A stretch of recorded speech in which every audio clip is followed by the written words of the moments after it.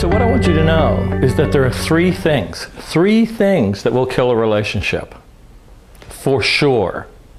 The first is compromise. Yeah, compromise. We're actually told to compromise. Oh, you know, in a relationship, you got to compromise. It kills a relationship. You know what compromise is?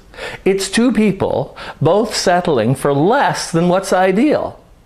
So, you know, if you want a car and I want security, and I give up my need for security and you give up your need for a car, we'll both be miserable. Yay! What a great relationship we'll create. So compromise kills. But because we don't know what else to do and we don't know how to really communicate in relationship about what we need, we get stuck and think we just have to give up, give in. Compromise kills a relationship. So the other piece around compromise is that instead of compromising, what we can do is we can negotiate. And in negotiation, we get first to understand what's so important about this car. But not what's so important about this car so I can disagree with you. I want to know because I want to understand something about you. And you need to be willing to ask me, what is it about security that really matters? Like, under what circumstances do you feel secure in the relationship around money or, you know, whatever it is? So there has to be a level of understanding that happens. And when we understand each other, then we can actually drop into making an agreement that works for both people. So compromise kills. The other thing that will kill, number two, would be competitiveness. You know, the reality is that men are brought up to be competitive. Women are brought up to be cooperative. There's nothing wrong with being competitive, but if you bring that into your relationship, it will kill it overnight.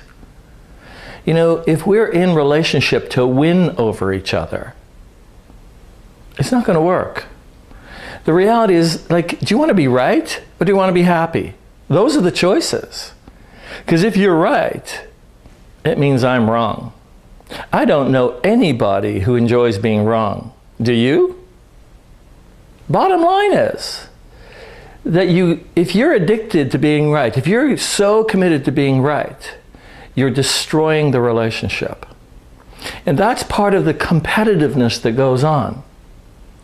There's no place for competitiveness in a relationship. I know people who fight about whose turn it is to change the diaper on their kid because, well, I did it last, so now it's your turn. You know, keeping score, being competitive doesn't work.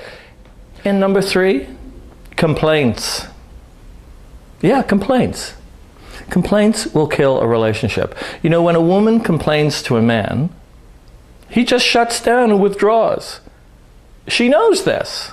This is not rocket science. And because we don't know what else to do, we continue to complain. It's kind of like nagging, right? Nagging doesn't work, but we continue to do so.